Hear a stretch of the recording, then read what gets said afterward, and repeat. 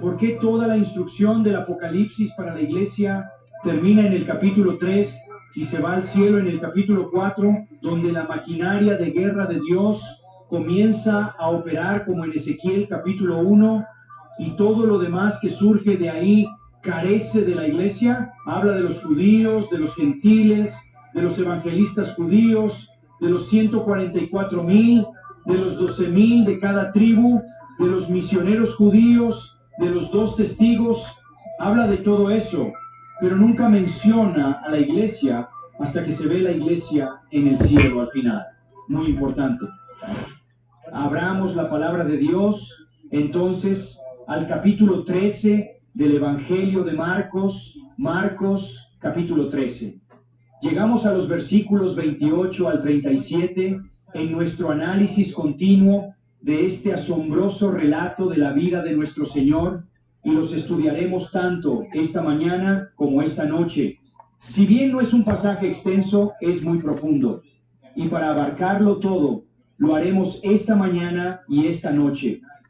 El próximo domingo dejaremos el tema del regreso del Señor Jesucristo y nos adentraremos en los acontecimientos que conducen a la muerte y resurrección de Cristo. Permítanme leerles este texto, versículo 28, Marcos 13. De la higuera aprended la parábola. Cuando su rama ya está tierna y brotan las hojas, sabéis que el verano está cerca.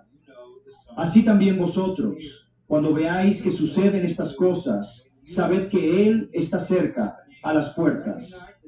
De cierto os digo que no pasará esta generación hasta que todo esto suceda. El cielo y la tierra pasarán, pero mis palabras no pasarán. Pero del día y la hora nadie sabe, ni siquiera los ángeles del cielo, ni el Hijo, sino solo el Padre. Estén atentos, manténganse alerta, pues no saben cuándo llegará el momento señalado. Es como un hombre que, al salir de su casa y encargar a sus siervos, asignando a cada uno su tarea, también ordenó al portero que estuviera alerta. Por lo tanto, estén alerta, pues no saben cuándo vendrá el dueño de la casa, si al anochecer, o a medianoche, o al canto del gallo, o por la mañana, por si llega de repente y los encuentra dormidos. Lo que les digo a ustedes, se lo digo a todos, estén alerta. Ese es un mensaje inequívoco, un mandato inequívoco extraído de una porción de las Escrituras realmente clara. Esto me lleva a decir lo siguiente. He estado enseñando la palabra de Dios durante muchos años, digamos unos 50 años, de los cuales unos 43 han sido aquí en Grace Community Church. Mi perspectiva de lo que nuestro Señor enseñó en su discurso del Monte de los Olivos, este sermón dado en el Monte de los Olivos durante la Semana de la Pasión, el miércoles por la noche a sus discípulos en cuanto a su regreso, no ha cambiado. Es decir, mi escatología no ha cambiado en todos estos 50 años. Ha resistido la prueba del estudio incansable del Nuevo Testamento, como saben, a través de cada palabra, cada frase y cada versículo del Nuevo Testamento. Ha resistido el estudio del Antiguo Testamento, concretamente de los profetas. He estudiado los profetas mayores y menores con cierto detalle. He predicado cuidadosamente el libro de Daniel. He escrito comentarios sobre muchos de estos temas y notas en la Biblia de estudio sobre prácticamente cada pasaje de la Biblia. Mi comprensión de la escatología, las doctrinas relacionadas con el regreso de Cristo al final de la historia humana, no ha cambiado en absoluto. Es muy importante decir esto, ya que su teología debe superar la prueba del texto, debe sobrevivir intacta a cada pasaje de las Escrituras para ser validada, ya que toda la Escritura tiene un solo autor, Dios, quien nunca se contradice. Por eso les digo que después de todos estos años de enseñar sobre la segunda venida de Cristo, estoy exactamente donde estaba al principio. También quiero que entiendan que la escatología y lo que las Escrituras dicen sobre el fin de los tiempos no es difícil de entender. Debería ser un testimonio vivo de ello, porque no soy nadie con un talento intelectual especial. Soy simplemente como tú. Abro la Biblia y aplico los mismos principios de interpretación a los pasajes escatológicos y proféticos que a los pasajes narrativos o dialécticos, y llego a una interpretación clara. Tendrán una ilustración de esto al analizar el texto esta mañana. Existe una tendencia en la teología evangélica actual que básicamente quiere descartar el debate sobre la segunda venida. Se puede asistir a una conferencia tras otra y escuchar a los principales oradores, predicadores y maestros de la Biblia, y se puede estar en muchas conferencias durante mucho tiempo antes de escuchar a alguien presentar un mensaje definitivo sobre la segunda venida de Cristo. La gente ha aceptado que es algo sobre lo que podemos estar confundidos. No creo que sea así. No creo que el Señor escribió su palabra para que nada quedara claro. Por eso, Apocalipsis comienza diciendo: bienaventurado el que lee esto y entienda.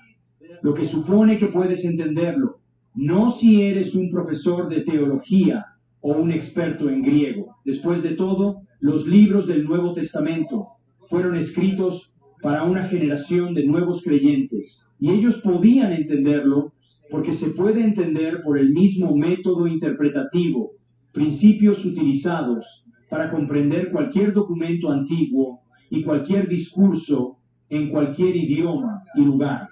Así, la palabra de Dios puede entenderse como se entiende la escatología. Iré un paso más allá. Debe entenderse. No sé cómo la gente puede asumir que Dios arruinó el final, que estaba realmente claro hasta el final, como si el final fuera algo para desechar, o escribir su propio final, o idear cualquier perspectiva. Creo que la especificidad con la que se indica el comienzo en Génesis 1:2 es coherente con la forma en que se presenta el final. Creo que Génesis 1 y 2 deben entenderse exactamente como están escritos, al igual que el final, y en concreto el libro de Apocalipsis y todas las demás porciones proféticas de las Escrituras que se conectan con él. Todo esto para decir que lo que vamos a ver asumiremos que podemos entender en el sentido muy simple de que podemos entender cualquier cosa escrita en las Escrituras. Ahora bien, hay algunas cosas, dicho esto, que no podemos entender en su totalidad porque aún no han sucedido. Así que, por favor, la especulación no se centra en comprender la profecía, sino en su cumplimiento. Necesitamos una manera de comprender la profecía misma. ¿Es coherente con la forma en que entendemos todo lo demás, o estamos irremediablemente perdidos? Pero lo que no podemos saber es la especificidad del cumplimiento que no ha sucedido. Sin embargo, las profecías son muy claras en lo que respecta al regreso de Cristo. La culminación de la historia humana ocurre con el regreso del Señor Jesucristo a la tierra. Cuando regrese, destruirá a todos los pecadores vivos que no se hayan arrepentido ni hayan puesto su confianza en Él. Será el fin de todos ellos y serán arrojados para siempre junto con los demonios y los ángeles caídos, los demonios, Satanás, el falso profeta y la bestia, al eterno lago de fuego. Los creyentes que estén vivos cuando Él venga serán introducidos a su glorioso reino, en el cual se cumplirán todas las promesas del Antiguo Testamento a Israel, y todas las promesas del reino en el Nuevo Testamento se cumplirán, y el Señor será Rey sobre toda la tierra. Apocalipsis 20 dice que durará 1000 años, es decir, el fin de la historia. Al final de los 1000 años, la tierra se desintegra por completo. Todo el universo, tal como lo conocemos, implosiona en una implosión atómica y es reemplazado por el cielo nuevo y la tierra nueva, donde moraremos en gloria con Él para siempre. Esta es nuestra esperanza. Esta es la bendita esperanza de todo creyente. Esperamos esa bendita esperanza y la gloriosa aparición de nuestro gran Dios y Salvador, Jesucristo. Somos, dice Pablo, quienes amamos su venida. Esperamos que la gloria se revele en nosotros en la venida del Señor Jesucristo. Vivimos en esperanza. Es muy importante entender esto y comprender lo cerca que está de esto. No tiene sentido que desperdicies 5 segundos en preocupaciones ambientales sobre lo que podría sucederle al planeta si sigues usando laca. Por favor, supéralo. Ni gasolina, ni cortar el césped, ni nada parecido. No tenemos nada que temer del futuro porque sabemos cómo terminará todo. Las Escrituras nos lo describen con claridad y gran detalle. La verdad de la segunda venida llena literalmente el Nuevo Testamento, introducida por nuestro Señor mismo en Mateo, Marcos y Lucas en particular.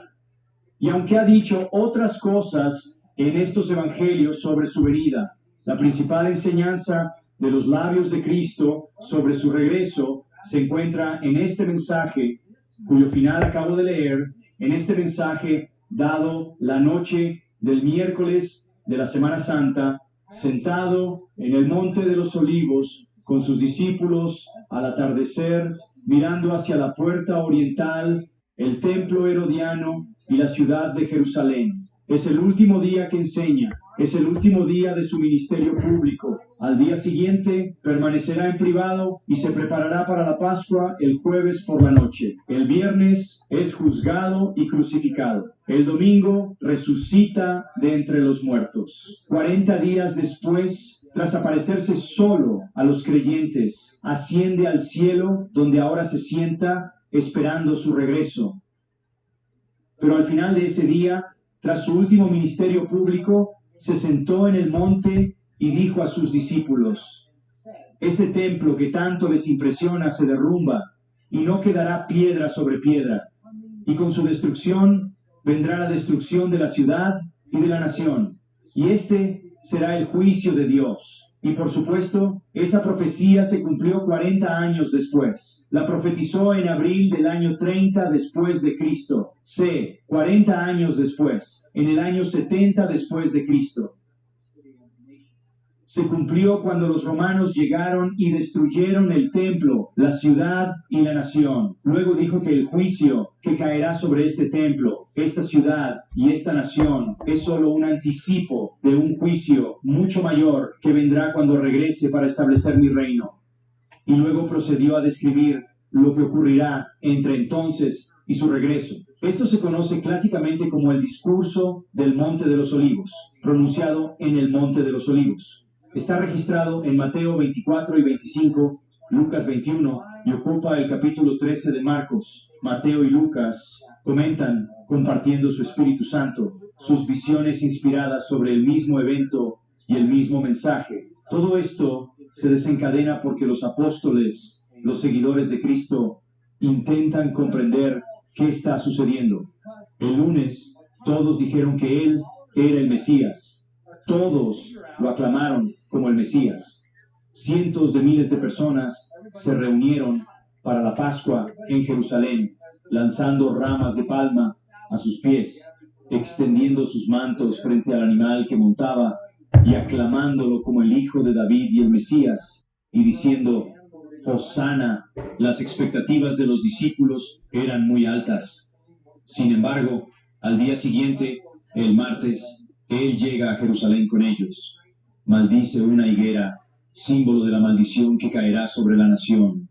Y en lugar de destruir a los ocupantes gentiles, los romanos, como los judíos querían, destruirá a Israel, los juzgará. Él los maldeciría como maldijo al árbol, y lo pone en marcha con un segundo símbolo. Entra en el templo y expulsa a los compradores y vendedores, limpia el lugar de toda corrupción y crimen, y luego regresa el miércoles y con los escombros y la basura aún por ahí, ocupa el templo durante todo ese día y dice la verdad allí por primera vez en cientos de años.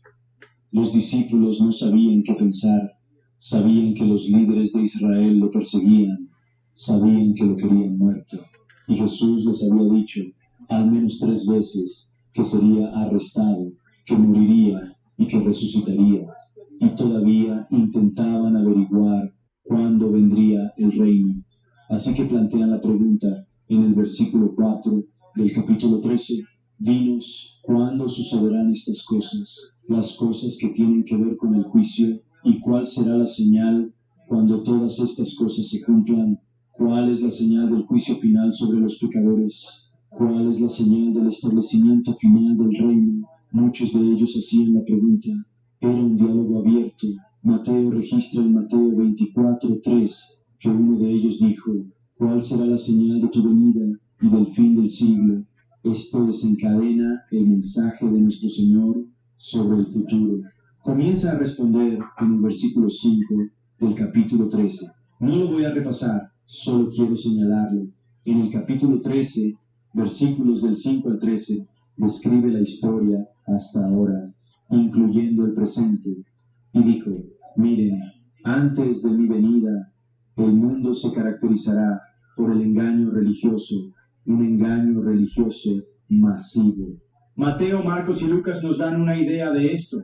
En segundo lugar, se caracterizará por desastres masivos, guerras, rumores de guerras, lo que significa guerras calientes, guerras frías, terremotos, y si los sumamos, hambrunas, plagas, todo tipo de desastres naturales. Y también la historia humana se caracterizará por persecución implacable de los creyentes, primero por los judíos, luego por los gentiles, y también dentro de vuestras familias.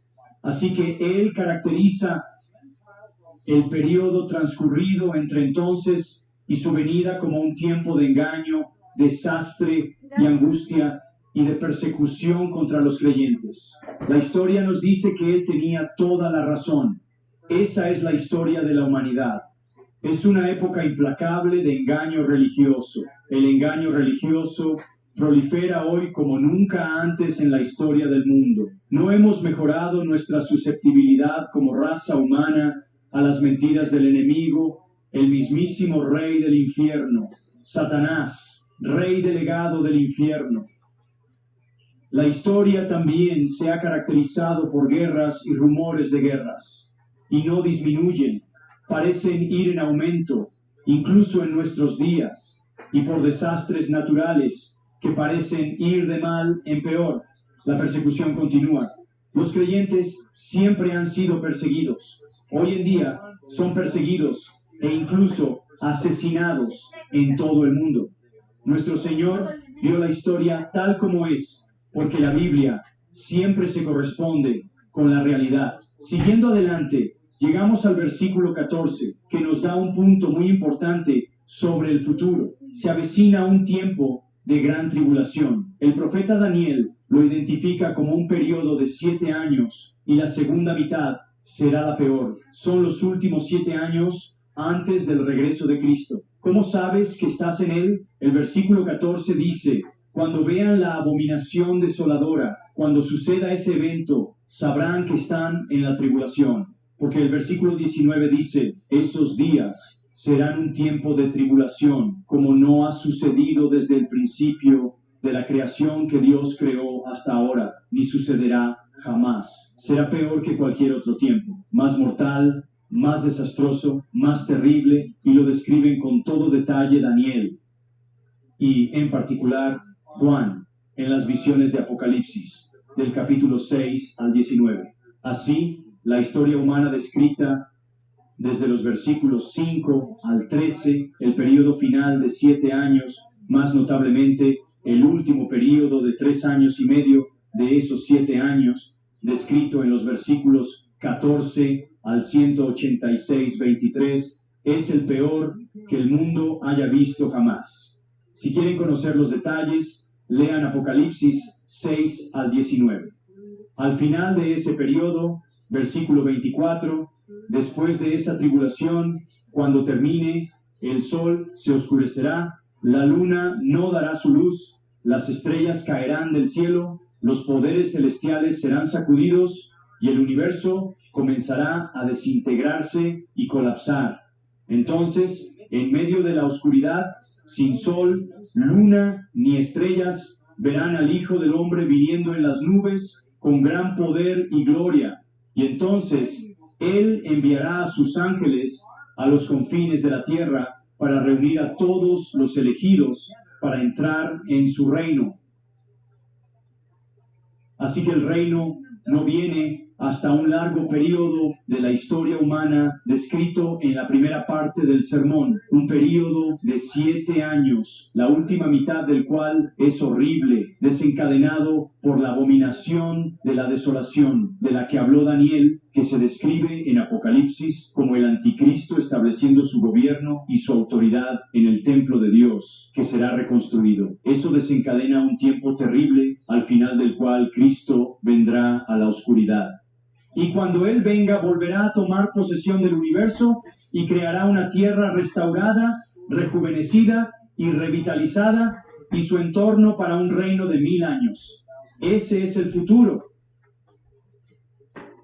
Y noten que en el versículo 14 dice, el que lee, entienda. Los discípulos no verían la abominación desoladora, no estarían vivos en ese tiempo futuro. Él no se dirigía a ellos, sino a las generaciones que tendrían que leer esto. Eso significaría que tendría que estar escrito en las Escrituras con todo lo que dicen al respecto. Eso no sucedió hasta finales del primer siglo, cuando Juan finalmente concluyó el Nuevo Testamento, alrededor del año 96 después de Cristo, con el libro del Apocalipsis. Su venida es futura, y hay una generación futura que verá su venida, y sabrán que está cerca porque ven los eventos de la tribulación a su alrededor. Esa generación necesita estar alerta. Eso es lo que Él dice. Bien, ahora veamos este texto con más detalle. Y tengo muchos temas que cubrir. Intentaré darles un breve curso de escatología. Veremos la analogía, la aplicación, la autoridad y la acción. Primero, la analogía, versículo 28. Aprendan la parábola de la higuera. Se supone que esto se puede aprender, ¿de acuerdo? En realidad, este es un mandato del verbo griego mantano. Aprendan esto. No pretende ser obscuro ni confuso. Aprendan esto de la higuera. Volvemos a las higueras. Justo el día anterior, nuestro Señor había maldecido la higuera. Capítulo 11, versículos 12 al 14. Usó la higuera como ilustración de Israel. Fue a la higuera porque tenía hambre. La higuera no tenía fruto. Era extraño, porque en las higueras el fruto viene primero y las hojas después. Debería haber habido, porque tenía hojas, algún fruto inmaduro que pudiera haber arrancado y habría sido comestible. Pero cuando llegó al árbol, tenía hojas pero no fruto, y era un símbolo de Israel, nada más que hojas. Pretensión religiosa, y pronunció una maldición sobre esa higuera, y murió en el acto. Fue un milagro a la inversa, el único milagro destructivo registrado en el Nuevo Testamento realizado por Jesús. Esta higuera, entonces, era una ilustración de la esterilidad de Israel. Pero aquí hay otra higuera, como ilustración comúnmente usada como analogía. En los días de los jueces, en Jueces 9, usó una higuera como ilustración. Oseas. En Oseas, capítulo 9, versículo 10, usó higueras para referirse a los patriarcas. Jeremías 24:2 se refiere a personas buenas y malas como higos buenos y malos. Incluso el profeta Joel, en el capítulo 1, versículos 6 y 7, usa las higueras como ilustración. Israel bajo juicio. Es algo común. Nuestro Señor dice, aprendan la parábola de la higuera. Estaban familiarizados con las higueras, y esta es la manera sencilla de entender la lección. Cuando su rama ya está tierna y brotan las hojas, saben que el verano está cerca. Esa es una ilustración sencilla. Significa que cuando ves las hojas en un árbol, sabes que el verano está cerca. ¿Por qué? Porque las hojas brotan en primavera. No es muy complicado. De hecho, Lucas dice que no es solo una higuera, sino todos los árboles, indicando que es genérico. Es una ilustración sencilla. Y creo que por eso nuestro Señor dice, aprendan la parábola, entiéndanla, es tan sencilla. Le gustaba decir eso. Mateo 9:13. Dijo en Mateo 11:29, lleven mi yugo y aprendan de mí. Saben, pueden aprender. Hay una maravillosa promesa dada a todos los creyentes en el capítulo 13 de Mateo. A ustedes se les ha dado conocer los misterios. Pueden aprender esto.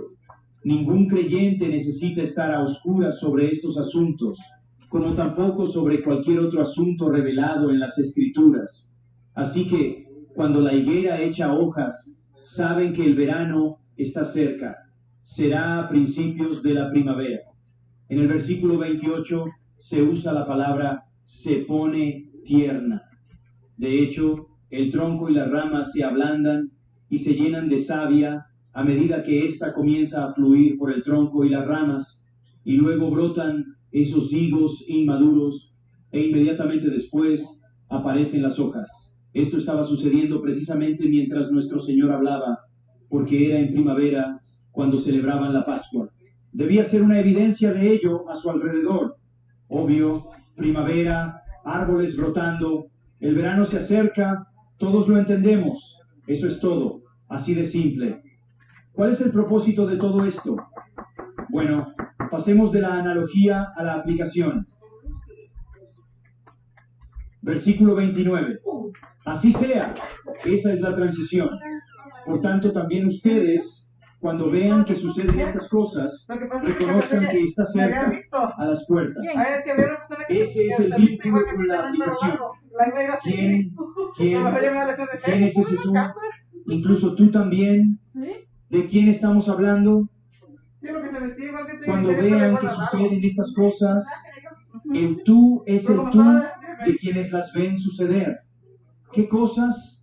Las cosas descritas en los versículos 14 al 23. Los dolores de parto anticipados que conducen al regreso de Cristo.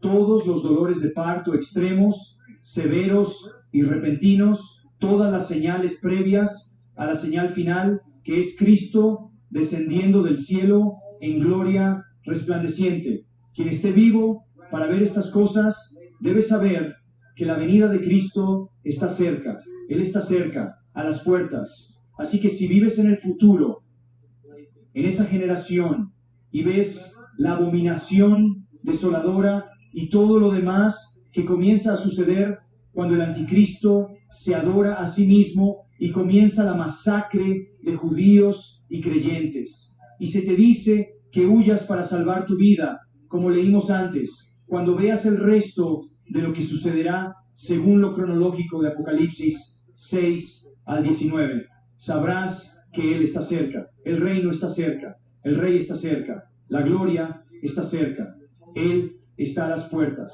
Esta es, pues, la verdadera respuesta a su pregunta. Su pregunta era, ¿cuándo sucederán estas cosas?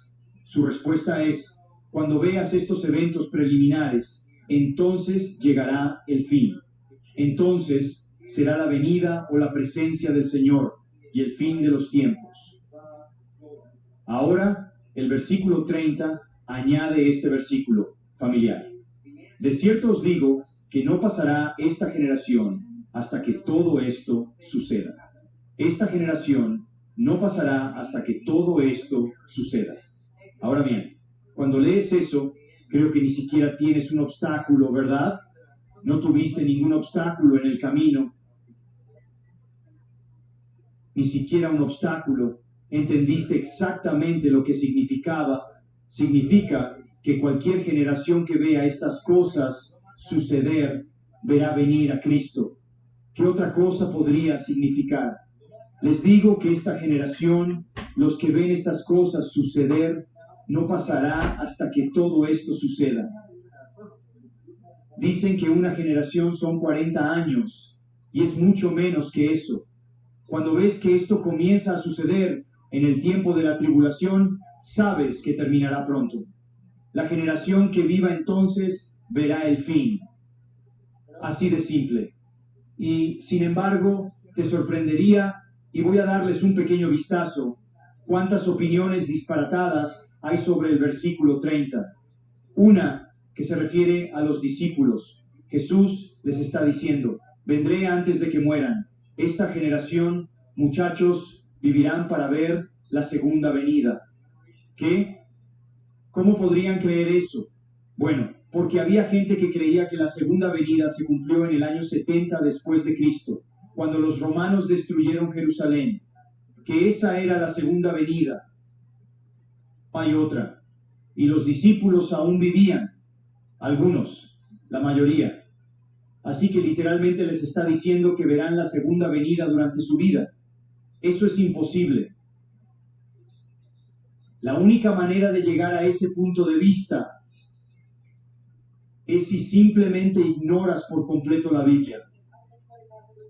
Porque la descripción de los eventos que vienen junto con la segunda venida en el tiempo de la tribulación son tan detallados en el libro de Apocalipsis como la destrucción de 1/3 del mundo, la destrucción de 1/4 del mundo, eventos cataclísmicos en el cielo y en la tierra, y así sucesivamente, meteoritos golpeando la tierra, destruyendo el agua dulce, destruyendo el agua salada, matando a 1/3 de las bestias del océano, y así sucesivamente, y matanzas por doquier.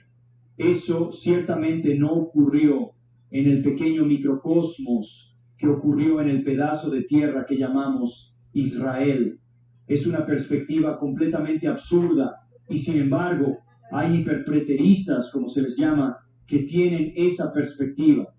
Ahora bien, hay otros que dicen que Jesús se refería a los discípulos, pero se equivocó. Eso no me convence. No sé ustedes, pero a mí no me convence. Dicen, debería convencerte porque en el versículo 32 dice, de aquel día y la hora nadie sabe, ni siquiera los ángeles en el cielo, ni el Hijo. Así que de todos modos no lo sabía, solo lo adivinó. Number, mira, una cosa es decir que no lo sabía. En su encarnación, restringió voluntariamente sus atributos, temporalmente, y lo veremos esta noche. Pero una cosa es que Él haya restringido temporalmente sus atributos, y otra es decir algo incorrecto. Autoimponerse límites, sí. Error, no. Otros dicen, bueno, esta generación no pasará hasta que todo esto suceda, lo cual se refiere a la raza judía, a que los judíos sobrevivirán. Es cierto, los judíos sobrevivirán, pero no creo que ese fuera el problema. No se dirigía a personas que dudaran de ello. Después de todo, ellos habían sido los destinatarios, y los discípulos sabían esto, de los pactos eternos. Dios había dicho que nunca olvidaría a Israel, la niña de sus ojos. Eso ni siquiera está en duda. ¿Por qué presentarles a personas que ya saben que tienen pactos y promesas eternas un asunto que no es un problema? ¿Y en qué sentido es eso una señal? La perpetuidad de los judíos no es señal de nada, porque no se puede ver como tal, porque es así siempre. Eso no tiene sentido. Otros dicen que esta generación, se refiere a los pecadores, que siempre habrá pecadores. Bueno, eso es obvio. ¿Por qué decir eso? Por supuesto que siempre habrá pecadores. Dicen que Genea está en la Septuaginta, usada para traducir la palabra hebrea dor, que significa como una generación malvada. Y Jesús está diciendo que siempre habrá gente malvada hasta que Él venga. Bueno, eso no es señal de nada, como tampoco ser judío es señal de nada, porque así es siempre. Esos son ajenos al contexto. Ahora hay otras personas que dicen, y esto sería una quinta cosa, supongo, o cuarta o quinta, que se refiere a las personas que ven el nacimiento de la nación de Israel. Las personas que ven el nacimiento de la nación de Israel. Bueno, ¿dónde dice eso? No lo dice, pero esa es una visión muy popular.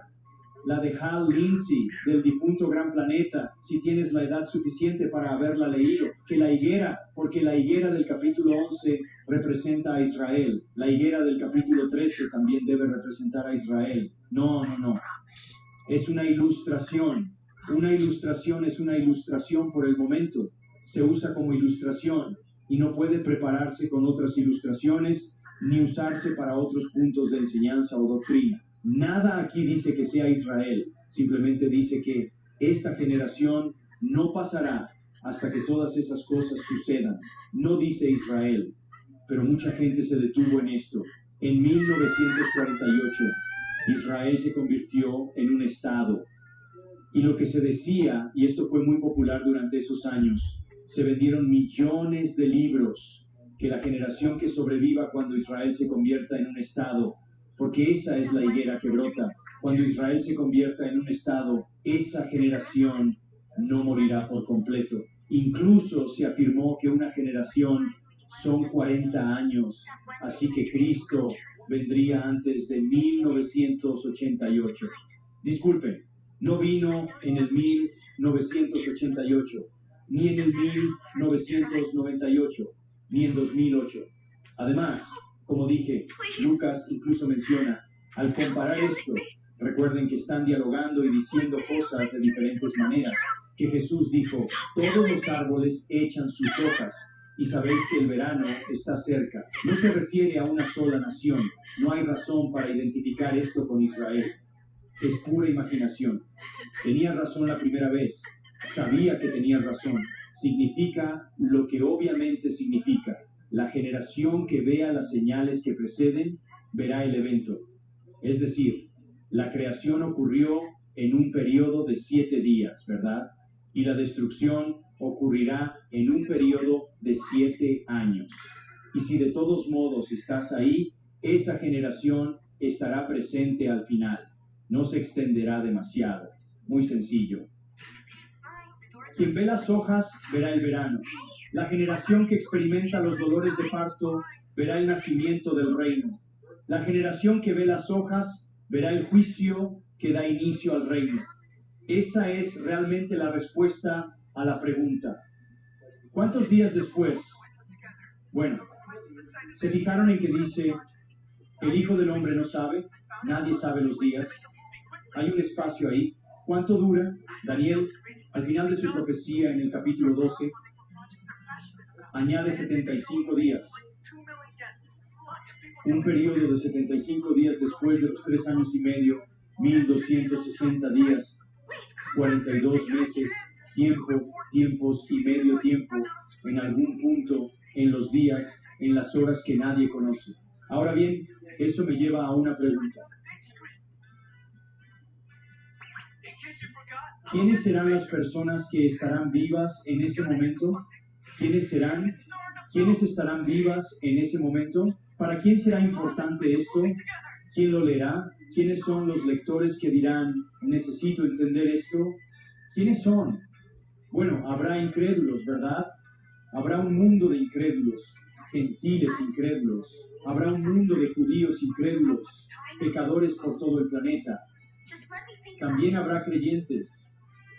También habrá creyentes. Estarán en el tiempo de la tribulación. Sin embargo, y aquí es donde quiero hacer una digresión, si puedo, rápidamente. No creo que la iglesia esté allí. Somos nosotros los que hemos venido a Cristo desde su ministerio en la tierra, quienes constituimos su iglesia, porque seremos arrebatados. El rapto es claramente un evento singular, descrito en el Nuevo Testamento. Primera a los Tesalonicenses 4, primera a los Corintios 15, Juan 14. Es un evento singular, describe el arrebatamiento de la iglesia. Todos los que estamos en Cristo seremos arrebatados. Es el momento en que se cumple la frase de Romanos 11. La plenitud de los gentiles, cuando la iglesia esté llena. Cuando el último elegido crea, se desencadena el rapto. No sabremos quién es esa persona, pero todos los redimidos serán removidos. Ahora bien, ¿cuándo sucede esto? Claramente sucede. Juan 14. 1 Corintios 15, 1 Tesalonicenses 4, describen el evento con detalles específicos. ¿Cuándo sucede? Algunas personas piensan que sucede al final de la tribulación, o cerca del final de la tribulación.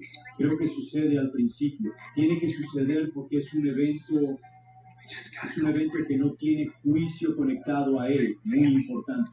No hay ninguna palabra de juicio en ninguna de esas cosas. Es por eso que nuestra esperanza se llama una esperanza bienaventurada.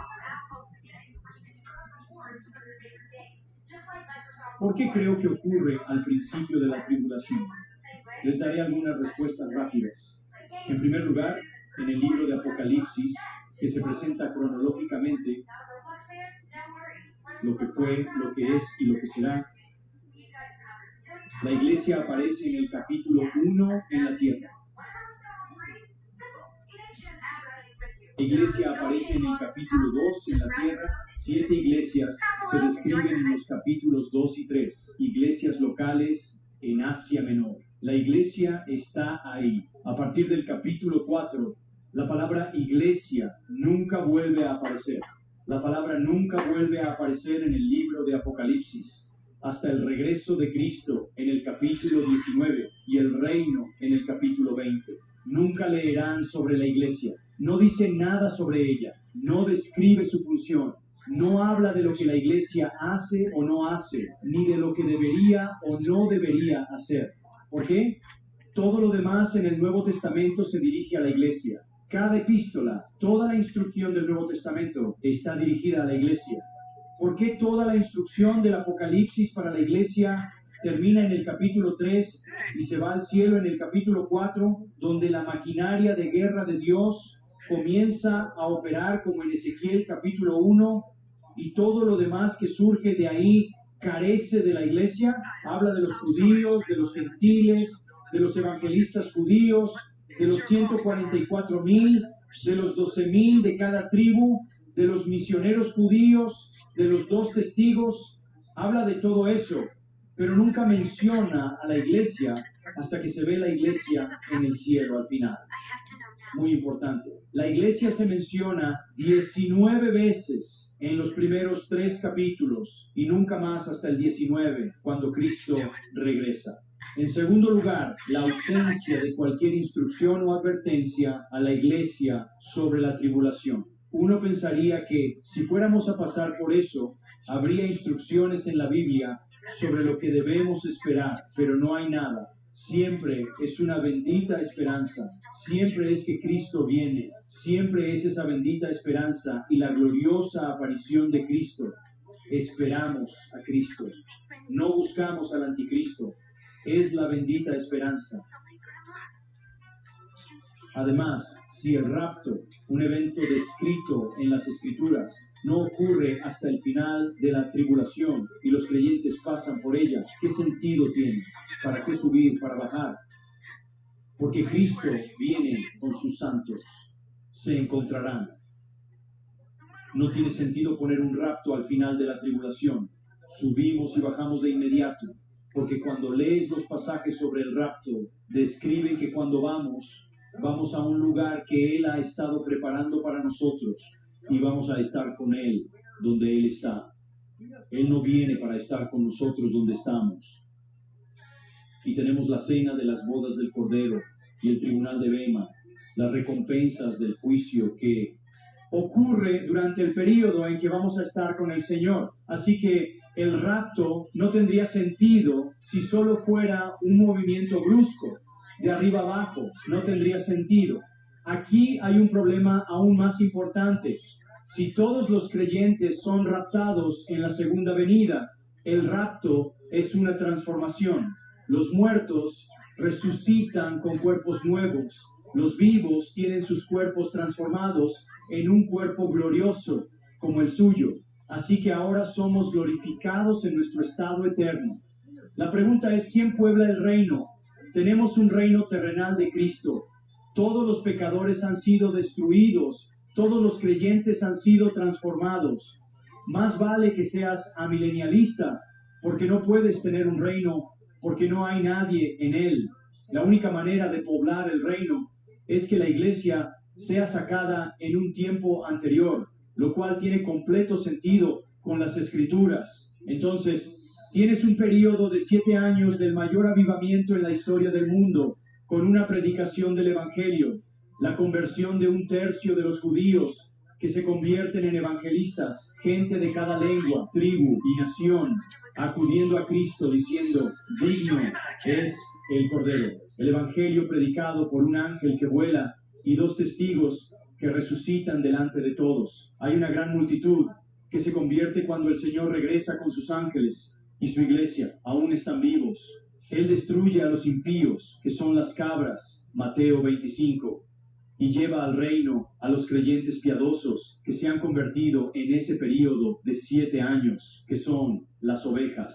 Vengan, amados de mi Padre, hereden el reino preparado para ustedes. Así que un rapto postribulacional no deja a nadie fuera del reino. Permítanme darles otra cosa en qué pensar. Apocalipsis 3:10, pueden leerlo. Porque has guardado la palabra de mi perseverancia. Se dirige a su verdadera iglesia. Filadelfia y Esmirna eran las únicas iglesias puras. ¿Recuerdan eso? Las otras 5 tenían todo tipo de problemas. Filadelfia era una de esas buenas iglesias. Esta es la verdadera iglesia. Has guardado la palabra de mi perseverancia. Yo te guardaré de la hora de la prueba, esta hora que está por venir sobre el mundo entero, para probar a los que moran en la tierra. Queridos amigos, ese es un versículo del rapto pretribulacional. Han guardado mi palabra, son míos. Los guardaré de la hora de la prueba. Primero, empecemos con hora, tiempo específico. Tiempo específico, la hora de la prueba. Este es un tiempo específico que viene para probar al mundo. Esta no es una prueba genérica, general, constante. Es una hora específica que viene, una hora de prueba. Describe, estoy convencido, el tiempo de la tribulación que viene para probar al mundo como nunca antes lo ha sido, y va a probar al mundo entero y a todos los que moran en la tierra. Los guardaré de la hora de la prueba. Hay una pequeña frase griega, tereo ek. No quiero ponerme técnico con ustedes. Tereo ek significa ser mantenido fuera de. Eso es exactamente lo que significa mantener una existencia continua fuera de. Si quieres más detalles al respecto, puedes consultar los comentarios sobre Apocalipsis. Es muy importante, se mantendrá fuera de esa hora. Busca Juan 14. La naturaleza de esto es importante. En Juan 14, Jesús dice, no se turbe vuestro corazón. Bueno, mira, si pensara que iba a pasar por la tribulación, sería un trago difícil de tragar. ¿A qué te refieres con no se turbe mi corazón? ¿Qué va a pasar? Es decir, no quiero vivir necesariamente bajo la tiranía del anticristo. Va a ser un tiempo horrible, terrible en cada análisis. Eso no es algo a lo que debas temer. No se turbe vuestro corazón. Creed en Dios, creed en mí. Aquí está la buena noticia. En la casa de mi Padre hay muchas moradas o habitaciones. Si no fuera así, os lo habría dicho. Voy a preparar lugar para vosotros. Y si me voy y preparo lugar para vosotros, vendré otra vez y os tomaré a mí mismo, para que donde yo estoy, vosotros también estéis. ¿Dónde está Él? Les habla a sus discípulos en el aposento alto el jueves por la noche. Me voy. Y regresa al cielo y les dice, vengo a llevarlos al cielo. Pues bien, si su segunda venida establece su reino en la tierra y sea lo que sea, nos lleva a estar con Él en el cielo, son 2 eventos diferentes y deben ser separados. Y no hay juicio en este pasaje, ni amenaza, ni instrucción en ninguna parte del Nuevo Testamento sobre cómo debo sobrevivir a la tribulación, cómo debe sobrevivir la iglesia, cómo debemos prepararnos, cómo debemos resistir, no hay advertencias. Estaremos con Él y nunca más nos separaremos de Él. 7 años después de estar en el lugar preparado para nosotros, después de haber celebrado la cena de las bodas del Cordero, después de haber llegado al tribunal de Bema y recibido nuestra recompensa, regresaremos con Él en forma glorificada para encontrarnos con los santos que aún viven en el reino. Interactuaremos con ellos como lo hicieron los ángeles con los santos en el Antiguo Testamento. Pasemos a Tesalonicenses 4.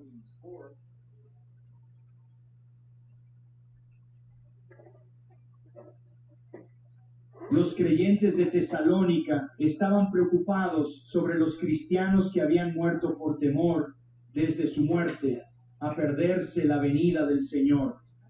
Así que dice, no quiero que ignoren a los que duermen, a los que murieron, para que no se entristezcan como los demás que no tienen esperanza. Existía la idea de que si murieron, se perderían la segunda venida, se perderían al Señor, estaban muertos. Él dice, no se preocupen por eso.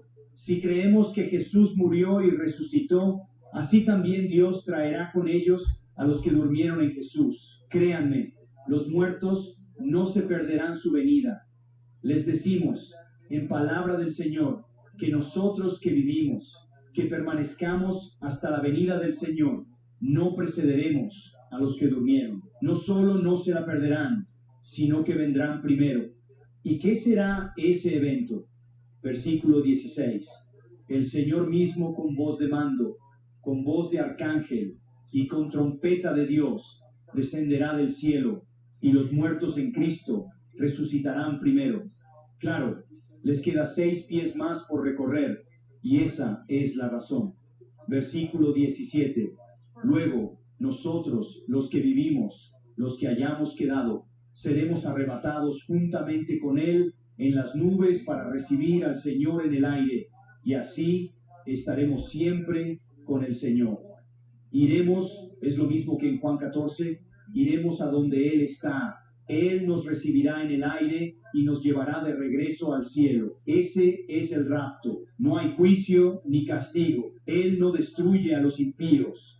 No trae ninguno de los eventos descritos en su segunda venida por Daniel, ni por él mismo en el discurso del Monte de los Olivos. La luna no se oscurece, el sol no se oscurece, las estrellas no caen del cielo. Este es un evento completamente independiente y solo involucra a los creyentes. No hay nada sobre los no creyentes en este evento, y esto es para consolarnos. Así que consolémonos unos a otros con estas palabras. ¿Cómo podrías consolarte si esperas al anticristo? ¿Cómo podrías consolarte si esperas la tribulación? Además, deben comprender que la iglesia es una entidad única. Surgimos en Pentecostés y la iglesia como entidad se reúne en el cielo cuando llega la plenitud de los gentiles. Somos distintos de Israel. Cantamos, Apocalipsis 5, el cántico de redención. Incluso somos distintos de los santos de la tribulación. Si observan Apocalipsis 7, somos distintos de los santos del Apocalipsis. Israel es único. Se profetizan las 7 semanas de Daniel, 69 semanas desde el decreto de Artajerjes hasta la crucifixión, y esas 69 semanas fueron pronunciadas sobre mi pueblo Israel.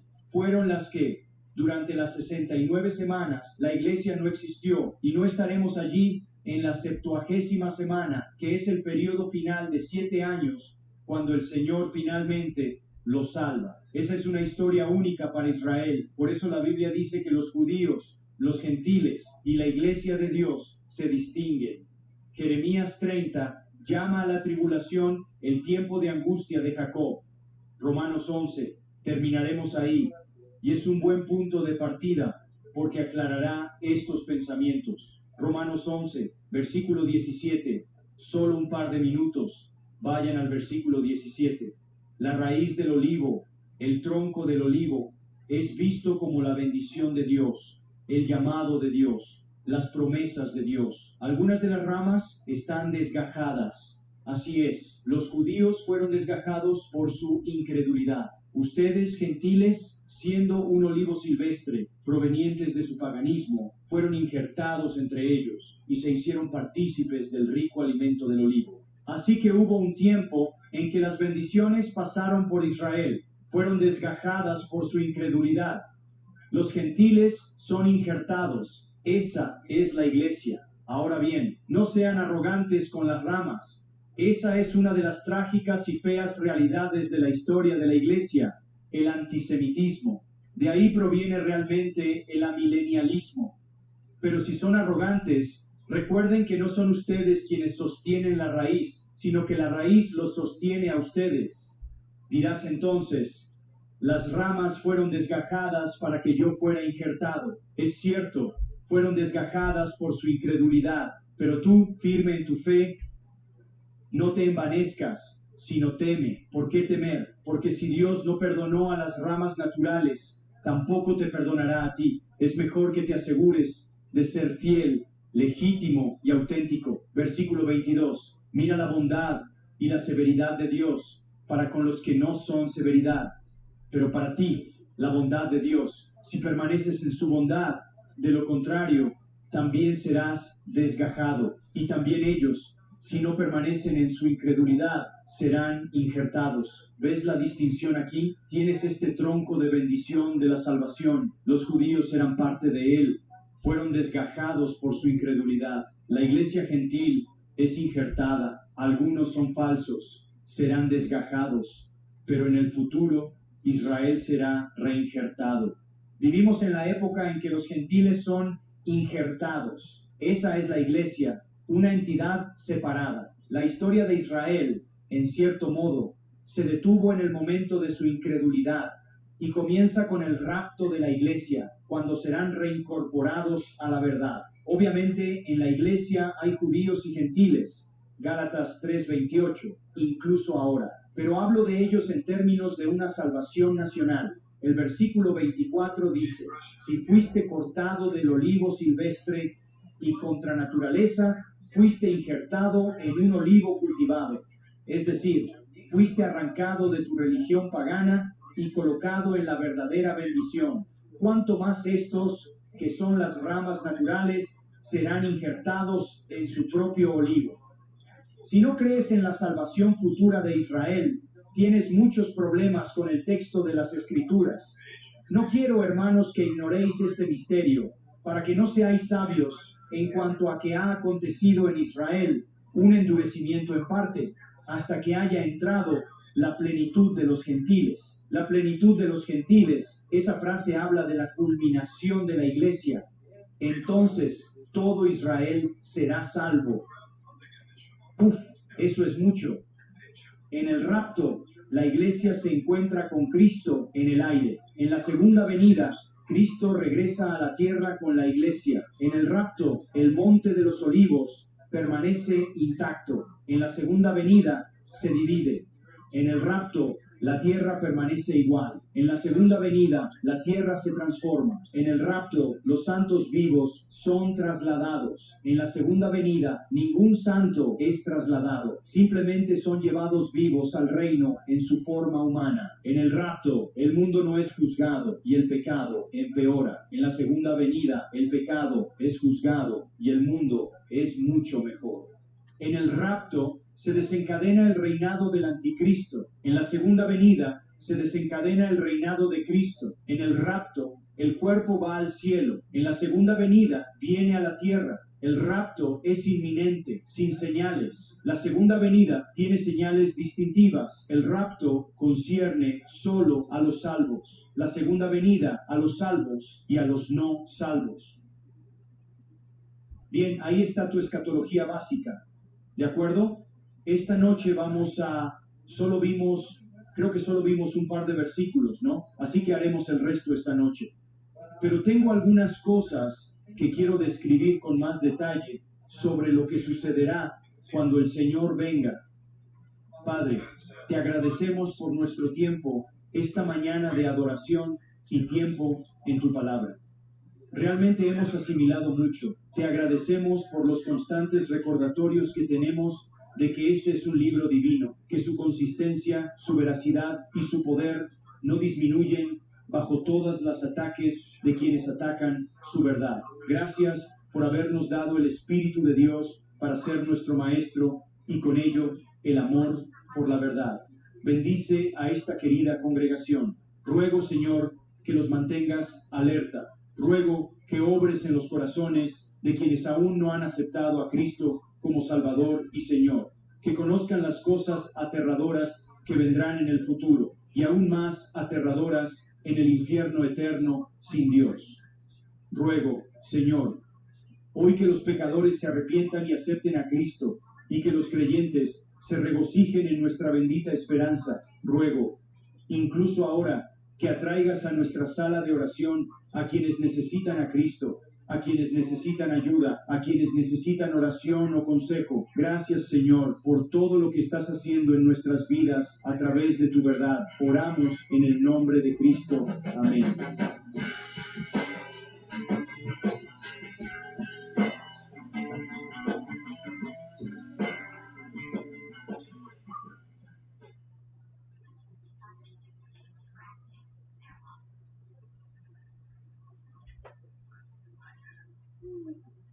Mensaje esta mañana es cuando Dios descienda.